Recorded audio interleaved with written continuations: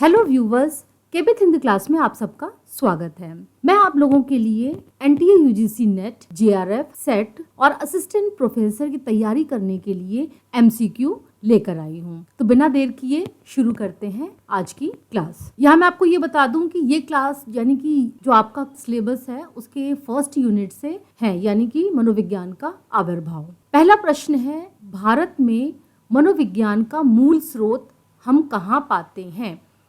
सही आंसर है बी, भगवत गीता में। लगभग 5000 साल पहले भगवान श्री कृष्ण ने अर्जुन को गीता में उपदेश दिया था। परामर्श का उदाहरण है, यानी उन्होंने कहीं ना कहीं अर्जुन के संदेह को दूर किया था और उन्हें सही कर्म करने का परामर्श दिया था। मनोविज्ञान का ही क्षेत्र माना जा सकता है। अगला प्रश्न है, बौद्ध धर्म की स्थापना मनोविज्ञान के आरंभ से कितने वर्ष पूर्व मानी जाती है? सही आंसर है बी, 2 सहस्राब्दी। क्वेश्चन नंबर 3, अति मानसिक स्थिति में स्थापित व्यक्ति को डैश कहते हैं, जो ब्रह्मांड में दिव्य जीवन के अवतरण में अपना योगदान देता है। इसका सही आंसर है डी, ज्ञान पुरुष। अति मानसिक स्थिति के बारे में अरविंद ने बताया था। अरविंद घोष, जो कि योग दर्शन उनका प्रसिद्ध है, तो उन्होंने ये बताया था कि मनस से अति मानस तक का विकास, इसके बारे में बात की थी। मनस यानी माइंड और अति मनस यानी सुपर माइंड। तो माइंड से सुपर माइंड तक का जो विकास होता है वो त्रिस्तरीय रूपांतरण से होता है। ये त्रिस्तरीय रूपांतरण कौन कौन सा है? चैत्य रूपांतरण, आध्यात्मिक रूपांतरण और अति मानसिक रूपांतरण। तो जो अति मानसिक रूपांतरण है वो योग की तीसरी और अंतिम कड़ी होता है, जिसमें आत्मा की चेतना ईश्वरीय हो जाती है। द्वैत का लोप होकर अद्वैत की चेतना हो जाती है, यानी जीवात्मा और परमात्मा दो अलग अलग नहीं है, बल्कि ये अद्वैत है, यानी एक ही है। आत्मा और परमात्मा एक ही है, इस बात की चेतना हो जाती है। तो इस स्तर पर जब प्राणी पहुंचता है तो उसके जो सारे मानसिक विकार हैं वो शांत हो जाते हैं, यानी उसे ज्ञान प्राप्त हो जाता है और तब व्यक्ति ज्ञान पुरुष कहलाता है। निम्नलिखित विद्वानों में से किनका संबंध योग के दर्शन के अभ्यास से है? सही आंसर है ए, अरविंदो का, जिनका पूरा नाम अरविंद घोष है। निम्न में से कौन सा सत्य है? भारत में मनोविज्ञान की जड़ें यूरोपीय हैं। 21वीं सदी में भारतीय मनोविज्ञान सक्षम है। वर्तमान में भारत के लगभग 70 विश्वविद्यालयों में अनुप्रयुक्त अनुसंधान मनोविज्ञान में हो रहे हैं, या उपर्युक्त सभी। इसका आंसर है डी, उपर्युक्त सभी। अगला प्रश्न है, अरविंदो के सप्त चतुष्टय का उसकी व्याख्या से मिलान करें। इसके पहले कि हम मिलान करें, मैं आपको ये बता दूं कि अरविंद घोष ने 4 यौगिक तत्वों को 7 सूत्रों में व्यक्त किया है, इसीलिए इसे सप्त चतुष्टय कहा जाता है। यानी एक सूत्र में 4 तत्व शामिल हैं और इस प्रकार से 7 सूत्र हैं। सबसे पहला है शांति, जिसमें समता, शांति, सुख और खुशी शामिल है। दूसरा है शरीर, जिसमें आरोग्य, उत्थापना, सौंदर्य और विविधानंद शामिल है। तीसरा है शक्ति, जिसमें ऊर्जा, दैवी प्रकृति और विश्वास, इसके साथ साथ वीर्य भी शामिल है। चौथा है ज्ञान। यहाँ पे ज्ञान लिखा है, वैसे अरविंद घोष ने विज्ञान कहा था इसे। इसमें त्रिकालदर्शी, अष्टसिद्धि, समाधि और ज्ञान शामिल है। इन चारों के अलावा पांचवा है कर्म, जिसमें तृष्णा, काली, काम और कर्म शामिल हैं। छठा है ब्रह्म, जिसमें सर्वम ब्रह्म, अनंतम ब्रह्म, ज्ञानम ब्रह्म और आनंदम ब्रह्म शामिल हैं। और सातवां है योग, जिसमें शुद्धि, मुक्ति, भुक्ति और सिद्धि, ये 4 यौगिक तत्व शामिल हैं। अब हम सही आंसर देख लेते हैं। तो इस तरह से सही आंसर होता है ए का 4, बी का 3 यानी 3, सी का 2 और डी का 1। तो इस तरह से सही आंसर है डी। अगला प्रश्न है, कथन ए, अरविंदो घोष का मानना था कि पूर्ण योग के बिना समग्र विकास की संभावना नहीं है। कारण आर, योग अपने आप में एकांगी क्रिया है। अब यहाँ पर ये देखना है हमें इनमें से कौन सही है और कौन गलत है। तो यहाँ पर ए और आर दोनों सही हैं, यानी कि अरविंदो घोष जो है पूर्ण योग के बिना विकास की संभावना को नहीं मानते थे, और ये भी सही है कि योग अपने आप में एकांगी क्रिया है, लेकिन यहाँ पर आर जो है वो ए की सही व्याख्या नहीं कर रहा है। इस प्रकार से सही उत्तर हुआ बी। अगला प्रश्न है, निम्नलिखित में से किसका विश्लेषण बौद्ध धर्म में पाया जाता है? चिकित्सीय प्रथाओं का, मानव मनोविज्ञान का और संवेग का, इन तीनों ही का विश्लेषण बौद्ध धर्म में पाया जाता है, इसलिए सही आंसर है डी। बौद्ध धर्म में व्यवहार चिकित्सा, माइंडफुलनेस, प्रतिबद्धता थेरेपी ये भी है। मानव मनोविज्ञान को समझने का प्रयास भी किया गया है। साथ ही संवेग की 3 अवस्थाएं बताई गई हैं, यानी संवेग जो होता है 3 तृष्णाओं से प्रेरित बताया गया है, तन, वस्तु और प्यास, यानी इन तीनों ही बातों का वर्णन बौद्ध धर्म में पाया जाता है। अरविंद अति मनस को डैश कहते हैं क्योंकि इस स्थिति में परम तत्व के स्वरूप को अनुभूत कर लिया जाता है। इसका सही आंसर है बी, चरम सत्य चेतना। निम्न में से सूफियों का निम्नतम सिद्धांत किसे माना जाता है? इसमें सही आंसर है नफ्स को। सूफी इस्लामिक मनोविज्ञान में 3 केंद्रीय विचार हैं, नफ्स, कल्ब और रूह। नफ्स यानी सेल्फ, स्व, कल्ब यानी आध्यात्मिक हृदय और रूह मतलब आत्मा। जो निम्नतम सिद्धांत है वो स्व यानी कि सेल्फ, जिसे नफ्स कहा गया है। देश में वर्ष 1975 में आपातकाल की घोषणा किस आधार पर की गई थी? सही उत्तर है सी, आंतरिक अशांति। जयप्रकाश नारायण ने विभिन्न मुद्दों जैसे कि असंवैधानिक तरीके से सत्ता हथियाने का प्रयास और सरकार की विफलता जैसे जो भी कारण हैं, उनको लेकर जितने भी गैर कांग्रेसी लोग थे उनका समर्थन लेते हुए एक जन आंदोलन किया था, जिसे जेपी आंदोलन कहा गया। ये इस आंदोलन जो था बहुत ज्यादा लोगों ने इसमें प्रतिभाग किया और इस आंदोलन से घबराकर उस समय की जो प्रधानमंत्री श्रीमती इंदिरा गांधी, उन्होंने आंतरिक अशांति को आधार बनाकर 25 जून 1975 25 जून 1975 में इमरजेंसी लागू कर दी थी। इस दौरान उन्होंने विपक्ष के जितने नेता थे उनको जेल में डाल दिया था और मीडिया पर पूरी तरह से प्रतिबंध लगा दिया गया था। और ये जो इमरजेंसी थी ये लगभग 21 मार्च 1977 तक लागू रही, 21 महीने तक, और इसको जेपी नारायण ने लोकतंत्र के लिए काला दिवस के तौर पे माना था। विपक्षी नेताओं ने इसे लोकतंत्र की हत्या कहा था। 2000 के दशक में भारतीय मनोवैज्ञानिक किस क्षेत्र में निहित विचारों को पुनः प्राप्त करने की कोशिश कर रहे थे? स्वदेशी, धार्मिक, आध्यात्मिक परंपराएं, ये सभी। सही आंसर है डी, ये सभी।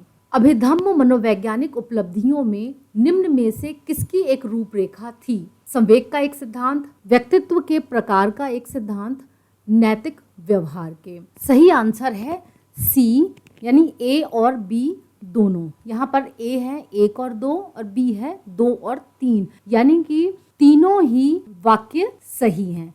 अभिधम्म जो है वो तीनों ही रूपरेखाएं उसमें हैं, यानी अभिधम्म एक प्रकार का संवेग का सिद्धांत भी है, व्यक्तित्व का एक सिद्धांत भी है और नैतिक व्यवहार के बारे में भी इसमें बताया गया है। सुमेलित कीजिए, सूची 1 को सूची 2 से मिलान करना है। तो सूची 1 में कृष्ण है, अर्जुन, द्रोण और पांडव, और सूची 2 में इनको मिलान करना है। कृष्ण जो है, अगर हम गीता की बात करें तो भगवत गीता में कृष्ण एक काउंसलर की भूमिका में थे क्योंकि वो अर्जुन को परामर्श दे रहे थे। बी, अर्जुन जो है एक मनोरोगी की तरह थे। सी, द्रोण जो कि गुरु की भूमिका में थे और पांडव सत्य के साथ थे। तो इस प्रकार से सही उत्तर हुआ बी, 2, 1, 3, 4। बौद्ध मनोविज्ञान की एक अनूठी विशेषता है कि यह अधिक से अधिक डैश और डैश प्रणाली में अंतर्निहित है। सही उत्तर है ए, नैतिक दार्शनिक, यानी बौद्ध मनोविज्ञान अधिक से अधिक नैतिक और दार्शनिक प्रणाली में अंतर्निहित है। प्राण तत्व का विकास डैश से होता है, इसलिए वह पूरी तरह से स्वतंत्र नहीं होता। सही उत्तर है ए, जड़क, यानी प्राण तत्व का विकास, प्राण तत्व यानी लाइफ का विकास जड़ तत्व या जड़त्व से होता है, यानी मैटर से होता है, इसलिए प्राण तत्व जड़ तत्व से स्वतंत्र नहीं होता। सूफी मनोविज्ञान में कल्ब का अर्थ क्या माना जाता है? सही अर्थ है ए, आध्यात्मिक, हृदय। आध्यात्मिक हृदय यानी वो हृदय जिसमें गहरी बुद्धि और ज्ञान शामिल है। आध्यात्मिक हृदय आत्मा को ज्ञान और आध्यात्मिक प्रकाश देता है। कल्ब नफ्स और रूह के बीच मीडिएटर का काम करता है। कल्ब यानी आध्यात्मिक हृदय, स्व यानी सेल्फ, और आत्मा जिसे रूह कहा गया है सूफीवाद में, आत्मा के बीच में मीडिएटर का काम करता है। जवाहरलाल नेहरू ने किस विषय को प्रोत्साहित किया था तथा उस विषय के वह महान प्रवर्तक थे? सही उत्तर है ए, मनोविज्ञान के। निम्न में से कौन सा असत्य कथन है? सही उत्तर है ए, भगवत गीता वर्तमान में अप्रासंगिक है। ये कथन गलत है क्योंकि भगवत गीता वर्तमान समय में भी उतनी ही प्रासंगिक है जितनी की पूर्व समय में थी। शेष तीनों कथन यानी बी, सी और डी सत्य हैं क्योंकि भगवान श्री कृष्ण भगवत गीता में काउंसलर की भूमिका में थे, अर्जुन एक मनोरोगी की भूमिका में थे और अर्जुन का जो अंतर्द्वंद था उसका यहाँ पर विश्लेषण मिलता है। बौद्ध आयामों को निम्नलिखित में से किनमें वर्गीकृत किया जाता है? सही उत्तर है डी, ये सभी, यानी अर्थ अंगों, इंद्रिय अंगों और सचेतता, इन तीनों में ही बौद्ध आयामों को वर्गीकृत किया जाता है। सूफीवाद को किसका आंतरिक आयाम माना जाता है?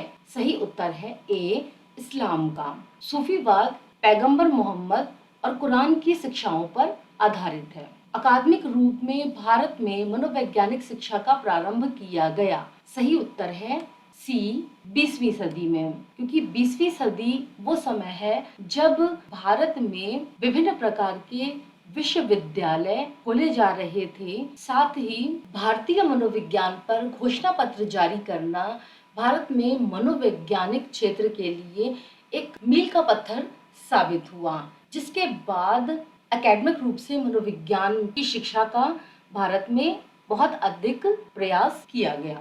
इसलिए 20वीं सदी को भारत में मनोवैज्ञानिक शिक्षा प्रारंभ करने का एक समय माना जाता है। निम्नलिखित घटनाओं को उनके कालक्रम के अनुसार व्यवस्थित कीजिए। प्रयोगात्मक मनोविज्ञान का प्रथम पाठ्यक्रम ये 1905 में भोजेंद्रनाथ सील के द्वारा कलकत्ता विश्वविद्यालय में बनाया गया। प्रथम मनोविज्ञान विभाग की स्थापना 1916 में कलकत्ता विश्वविद्यालय में की गई। भारतीय मनोवैश्लेषिक सोसाइटी 1924 में स्थापित हुई। अनुप्रयुक्त मनोविज्ञान इकाई की स्थापना 1938 में की गई। इस आधार पर सही उत्तर है सी, यानी 1, 2, 3, 4। सूची 1 को सूची 2 से सुमेलित कीजिए। समाज मनोविज्ञान मैकडूगल के साथ मेल होगा इनका। व्यवहारवाद मनोविज्ञान Watson. Science and human behaviour BF Skinner. व्यवहार मनोविज्ञान को सर्वप्रथम परिभाषित किया पिल्सबरी ने। इस तरह से सही उत्तर है डी, 1, 2, 3, 4। कथन ए, भारतीय मनोविज्ञान का अर्थ भारतीय लोगों को मनोविज्ञान या भारतीय विश्वविद्यालय में पढ़ाए जाने वाला मनोविज्ञान नहीं है। कारण आर, मनोविज्ञान के माध्यम से औपनिवेशिक मानसिकता को समझा जा सकता है। यहाँ पर ए और आर यानी कि कथन और कारण दोनों सही है, परंतु आर ए की सही व्याख्या नहीं करता। तो इस प्रकार से सही उत्तर है बी। निम्नलिखित में से कौन सा विचार क्रिया हमें दिग्भ्रमित करती है? बुरे मित्र, नकारात्मक विचार, बुरी आदतें, ये सभी। सही उत्तर है डी, ये सभी, क्योंकि किसी भी व्यक्ति को बुरे मित्र, नकारात्मक विचार या बुरी आदतें तीनों ही दिग्भ्रमित करती हैं। बौद्ध धर्म के अनुसार संवेग में निम्न में से किन तृष्णाओं को उत्प्रेरित बताया गया है? काम इच्छा, भाव इच्छा, विभाव इच्छा, ये सभी। उत्तर है ये सभी। काम इच्छा यानी संवेदी संतुष्टि, आनंद की इच्छा। भाव इच्छा यानी अस्तित्व की लालसा, भूख, नींद, शक्ति, धन, प्रसिद्धि आदि की लालसा। तीसरा है विभाव यानी विनाश, आक्रामकता। यह आक्रामकता स्वयं के प्रति भी हो सकती है, दूसरे के प्रति भी। तो ये तीनों ही बौद्ध धर्म के अनुसार तृष्णाओं के द्वारा उत्प्रेरित हैं। वर्ष 1915 में कलकत्ता विश्वविद्यालय ने किसके नेतृत्व में मनोविज्ञान विभाग की स्थापना की थी? सही उत्तर है बी, डॉक्टर एन सेन गुप्ता। इनका पूरा नाम डॉक्टर नरेंद्र नाथ सेन गुप्ता है। नरेंद्र नाथ सेन गुप्ता हार्वर्ड यूनिवर्सिटी से ह्यूगो मुंस्टरबर्ग से इन्होंने एजुकेशन प्राप्त की थी। ओरिएंटलिज्म 1978 में जो पुस्तक लिखी गई, ये किसके द्वारा लिखी गई? सही उत्तर है ए, एडवर्ड सेड के द्वारा। ये जो पुस्तक है ओरिएंटलिज्म, ये उत्तर उपनिवेशवाद के सिद्धांत के रूप में महत्वपूर्ण मानी गई। अब ये उत्तर उपनिवेशवाद क्या होता है? उत्तर उपनिवेशवाद अध्ययन की एक शाखा है जिसमें उपनिवेशवाद और साम्राज्यवाद, इनसे जो उत्पन्न होने वाले सांस्कृतिक और सामाजिक प्रभाव हैं उनको समझा जाता है। स्कूलों में मनोविज्ञान के प्राथमिक उद्देश्य हैं शैक्षिक स्थिति के भारतीय दृष्टिकोण का पता लगाना, स्कूल मनोविज्ञान पेशेवरों के लिए प्रशिक्षण की प्रकृति एवं कार्यक्षेत्र की जांच करना, विकास एवं संवर्धन में वैश्विक संस्थाओं और भारतीय संस्थाओं की संभावनाओं को चार्टर करना। इसका सही उत्तर है डी, 1, 2 और 3, यानी तीनों ही उद्देश्य जो दिए गए हैं वो मनोविज्ञान के स्कूलों में प्राथमिक उद्देश्य हैं। बौद्ध मनोविज्ञान की केंद्रीय विशेषता कार्यप्रणाली है। इसके अंतर्गत निम्नलिखित शामिल हैं: आत्मनिरीक्षण, घटना आत्मावलोकन, व्यक्तिगत अनुभव। ये सभी सही उत्तर है, ये सभी, यानी कार्यप्रणाली के अंतर्गत आत्मनिरीक्षण, घटना आत्मावलोकन और व्यक्तिगत अनुभव तीनों ही आते हैं। निम्नलिखित में से सत्य कथन का चयन करें। द्वंद्वात्मक व्यवहार थेरेपी यानी डीबीटी एकीकरण से सीधे प्रवाह को बदलने पर बल देती है। डीबीटी में पश्चिमी मनोवैज्ञानिक अभ्यास के साथ पूर्वी अभ्यास तैयार किया जाता है। ए और बी दोनों, उपरोक्त में से कोई नहीं। सही उत्तर है ए और बी दोनों, यानी दोनों ही कथन सत्य हैं। ब्रिटिश समर्थक मनोवैज्ञानिकों ने भारतीय संस्कृति के प्रति क्या रवैया अपनाया? सही उत्तर है ए, तिरस्कारपूर्ण। सुमेलित कीजिए। सूची 1 में लेखक और सूची 2 में पुस्तक है जिनको सुमेल करना है। Edward Said the logic of practice. Pierre Bourdieu, इन्होंने लिखी थी beginnings. Michel Foucault, discipline and punish. Habermas, legitimation crisis. इस तरह से सही उत्तर होता है बी, 4, 3, 2, 1। आरंभिक बौद्ध ग्रंथों में धारणा एवं अनुभूति के सिद्धांत को रेखांकित किया गया है। यह निम्न आयामों पर आधारित है। सही उत्तर है डी, यानी ए और बी दोनों, संवेग और भावना। संज्ञानात्मक व्यवहार चिकित्सा के पितामह निम्न में से किनको माना जाता है? सही आंसर है ए, डॉक्टर अल्बर्ट एलिस को।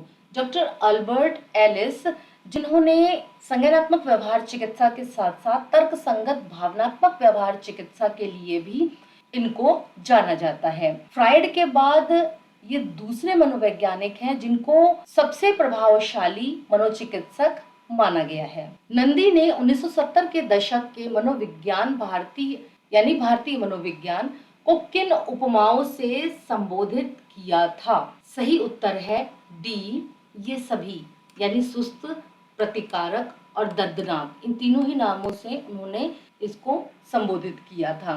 नंदी, जिनका पूरा नाम डॉक्टर आशीष नंदी है या इनको प्रोफेसर नंदी भी कहा जाता है, ये एक समाजशास्त्री भी हैं, राजनीतिज्ञ भी हैं, मनोवैज्ञानिक भी हैं और इन्होंने समाजशास्त्र में पहले मास्टर्स किया था, लेकिन इनकी मनोविज्ञान में रुचि थी, इसलिए इन्होंने मनोविज्ञान में पीएचडी की और नैदानिक मनोविज्ञान में इनकी विशेष रूप से रुचि थी।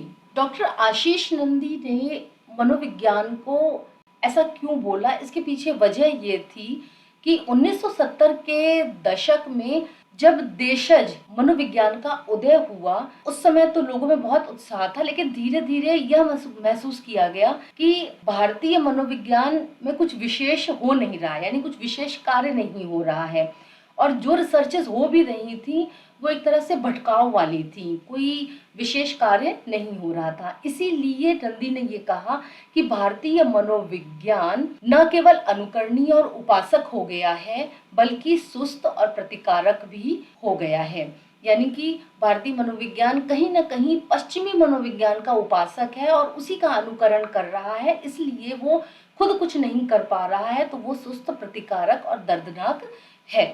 कुछ विशेष लोगों के द्वारा जातीय या सांस्कृतिक हीनता का भाव रखना क्या कहलाता है? सही आंसर है कॉलोनियल एनकाउंटर। कॉलोनियल एनकाउंटर, जिसे हिंदी में औपनिवेशिक मुठभेड़ भी कहा जाता है। क्या होती है औपनिवेशिक मुठभेड़ या कॉलोनियल एनकाउंटर? इसको आप इस तरह समझ सकते हैं, जब कोई देश किसी दूसरे देश में अपना उपनिवेश स्थापित करता है, तो जो उपनिवेशक देश है, यानी उपनिवेश स्थापित करने वाला जो देश है, वो दूसरे देश की संस्कृति को बहुत हीन मानता है, लेकिन अपनी संस्कृति, अपने वैल्यूज को वो स्वाभाविक रूप से कैसा मानता है? श्रेष्ठ मानता है। यानी प्राकृतिक रूप से वो कहता है कि हमारी संस्कृति बहुत महान है। इसको आप इस तरह से समझ सकते हैं कि जब भारत जो है वो इंग्लैंड का उपनिवेश था, तो उस समय इंग्लैंड जो था वो भारत की संस्कृति को तिरस्कार की दृष्टि से देखता था। अपनी संस्कृति को वो अच्छा मानता था और जो भारत की संस्कृति थी उसे पिछड़ा हुआ, असभ्य, यहाँ तक कि यहाँ के निवासियों को भी आदिम और असभ्य मानता था। तो ये जो स्थिति है, ये कॉलोनियल एनकाउंटर कहलाती है। मनोविज्ञान के परिभाषा के अध्ययन विकास क्रम में 4 अवस्थाएं परिवर्तन मानी जाती हैं। ये अवस्थाएं हैं आत्मा, चेतन, मन, व्यवहार। तो इनको जो है कालक्रम के अनुसार व्यवस्थित करना है। तो सबसे पहले नंबर पर मनोविज्ञान को आत्मा का विज्ञान कहा गया, उसके बाद मन का विज्ञान कहा गया, फिर चेतना का विज्ञान कहा गया और अंत में व्यवहार का विज्ञान कहा गया। तो इस प्रकार से व्यवस्थित क्रम हुआ 1, 3, 2, 4। तो सही आंसर है बी। कथन: भारत का पहला मनोविज्ञानशाला वर्ष 1954 में अहमदाबाद में स्थापित किया गया था। कारण: एशिया में मनोविज्ञान का सर्वाधिक विकास जापान में हुआ। इसमें कथन जो है वो गलत है, क्योंकि भारत की प्रथम मनोविज्ञानशाला 1947 में प्रयागराज यानी कि इलाहाबाद में स्थापित हुई थी। लेकिन कारण सही है, क्योंकि एशिया में मनोविज्ञान का सर्वाधिक विकास जापान में हुआ था। तो इस प्रकार से ए गलत है किंतु आर सही है। तो सही ऑप्शन हुआ डी। निम्नलिखित विद्वानों में से किनका संबंध भारतीय मनोविज्ञान को परिभाषित करने से है? सही आंसर है डी, यानी कि इन तीनों का। थेरवाद अभिधम्म के धर्मों में दी गई श्रेणियों को सूची 1 को सूची 2 से सुमेलित कीजिए। सीता, जिसका अर्थ है सचेतता, सीटिका, जिसका अर्थ है मानसिक कारक, रूपा, जिसका अर्थ है भौतिक घटनाएं, और निर्वाण, जिसका अर्थ है समाप्ति। इस प्रकार से सही आंसर हुआ सी 2, 4, 1, 3। कथन: अरविंदो पाते हैं कि वर्तमान विश्व तर्कवादी भौतिकवाद की स्थिति में है। कारण: तर्कवादी आंदोलन ने मानव को एक बेहतर सेवा प्रदान की है। यहाँ पर कथन और कारण यानी ए और आर दोनों सही हैं तथा आर ए की सही व्याख्या करता है। इस प्रकार से सही उत्तर है ए। भिक्षु बोधि के अनुसार अभिधम्म पिटक की कलाकृतियां निम्नलिखित में से किसका उपदेश देती हैं? दर्शन का, मनोविज्ञान का, नैतिकता का, ये सभी। सही आंसर है ये सभी। सूफी इस्लामिक मनोविज्ञान का निम्न में से कौन सा केंद्रीय विचार है? नफ्स, कल्ब, रूह, ये सभी। सही आंसर है ये सभी। नफ्स यानी सेल्फ, कल्ब यानी आध्यात्मिक हृदय और रूह यानी आत्मा। भारत के प्रारंभिक मनोवैज्ञानिक किस प्रकार के सिद्धांतों का पालन किया करते थे? सही आंसर है पश्चिमी सिद्धांतों का। निम्नलिखित रचनाओं में से कौन सी रचना पियरे बोर्दियू द्वारा की गई है? सही आंसर है डी, उपरोक्त सभी, यानी कि ए, बी, सी तीनों ही रचनाएं पियरे बोर्दियू की हैं। पियरे बोर्दियू फ्रेंच दार्शनिक और समाजशास्त्री थे।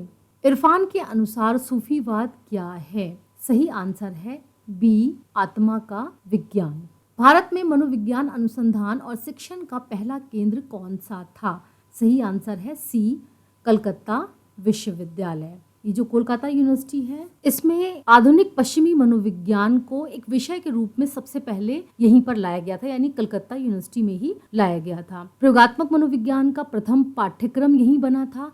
मनोविज्ञान की प्रथम भारतीय प्रयोगशाला 1905 में कलकत्ता यूनिवर्सिटी में बनी थी। प्रथम मनोविज्ञान विभाग की स्थापना भी 1916 में एन सेन गुप्ता के द्वारा यहीं पर की गई थी।